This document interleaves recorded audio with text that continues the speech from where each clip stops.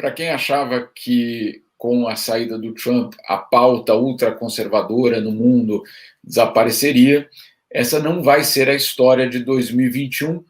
E o Brasil, do presidente Bolsonaro e do Ernesto Araújo e da ministra Damares Alves, vão se apresentar ou vão tentar ganhar um protagonismo mundial nessa agenda ultraconservadora mundial. E olha, não é só palavras, não é só uma questão de discurso.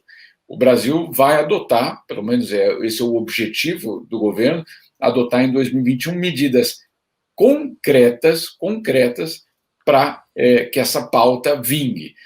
Qual que é essa pauta? É a pauta religiosa, é a pauta anti-aborto, é a pauta anti-acesso à saúde reprodutiva e sexual, é essa pauta. E o que vai fazer o Brasil em 2021 nessa linha? O Brasil se ofereceu para sediar a cúpula dos países que, né, o nome bonito é pela liberdade religiosa, mas não é bem assim. Esse é um nome utilizado diplomaticamente para, na verdade, falar de uma religião e da necessidade de uma religião, vamos assim, ser consolidada. Obviamente, a gente está falando aí vários governos cristãos, Polônia, Hungria e outros, que também querem isso numa agenda internacional. O Brasil, então, ofereceu para sediar essa cúpula. Essa cúpula já aconteceu nos Estados Unidos, depois foi para a Polônia, né? Olha só a trajetória disso, e agora o Brasil, em 2021, quer ser a sede desse evento. Obviamente, um evento mais do que polêmico, porque ele envolve aí governos que, em vários lugares do mundo, têm sido questionados justamente por restringir direitos e não ampliar.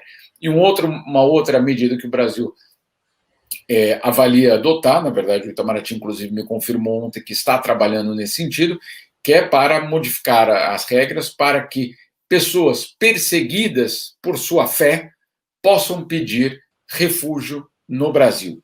E aí, de novo, não estamos falando dos muçulmanos, mas, claro... Isso que eu ia te perguntar, por exemplo, Jamil, os Rohingya lá, né, que são muçulmanos, estão sendo perseguidos pelos budistas. O que vai acontecer? Nós vamos receber esse povo aqui? Boa pergunta, né? Boa pergunta, porque a questão é perseguição política. Agora, se a gente der um passo atrás, a gente pode lembrar que, perseguição religiosa. Perseguição religiosa. Mas se a gente der um passo atrás, a gente vai lembrar que na Assembleia Geral da ONU, Bolsonaro abriu a Assembleia Geral da ONU em setembro com uma palavra: cristofobia, né? E preocupado com a perseguição aos cristãos pelo mundo.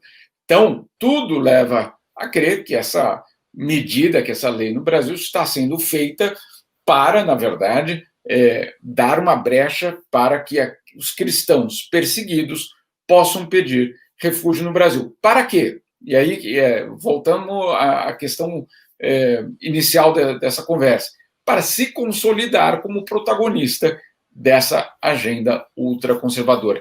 Existe perseguição a cristãos? Claro. Isso não é uma questão, será que existe ou não existe? Claro que existe.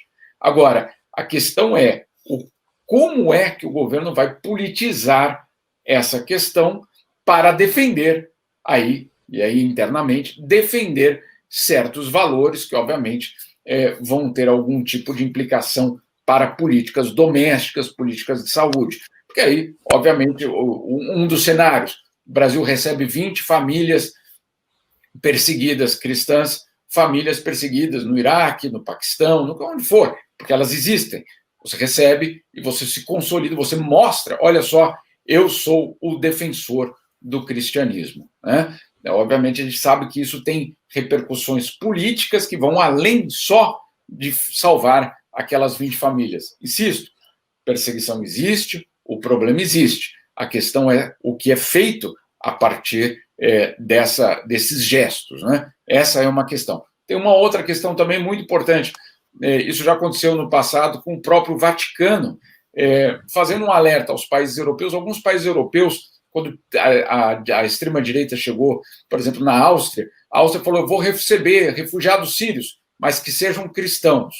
E aí, além de ser uma medida bastante discriminatória para começar a história, o próprio Vaticano foi, bateu na porta e falou, olha, é o seguinte, claro que é horrível essa perseguição, mas cuidado, porque se você acabar recebendo todos os cristãos do Oriente Médio, o Oriente Médio vai ficar sem cristãos, né? E aí também tem um outro problema, que é justamente um problema que o Vaticano enfrenta, que é defender que o berço do cristianismo ainda tenha cristãos, né? Então, você retirar esses cristãos desses locais não é exatamente a solução que o Vaticano quer ver. O que quer ver, obviamente, a tolerância religiosa nesses locais. Enfim, é uma história bastante complicada, bastante complexa, não tem um certo e um errado, a questão é o que é feito politicamente a partir disso. E para completar, Fábio, também aconteceu no ano passado, já ao longo aí do ano, e no final do ano passado, 2020, o Itamaraty publicou algo que preencheu de orgulho a casa, né, como é dito lá no Itamaraty, que é uma publicação sobre os clássicos do Ocidente, né, os pensadores clássicos do Ocidente. Por quê? Porque nós temos de retomar essa ideia de que nós precisamos proteger o Ocidente.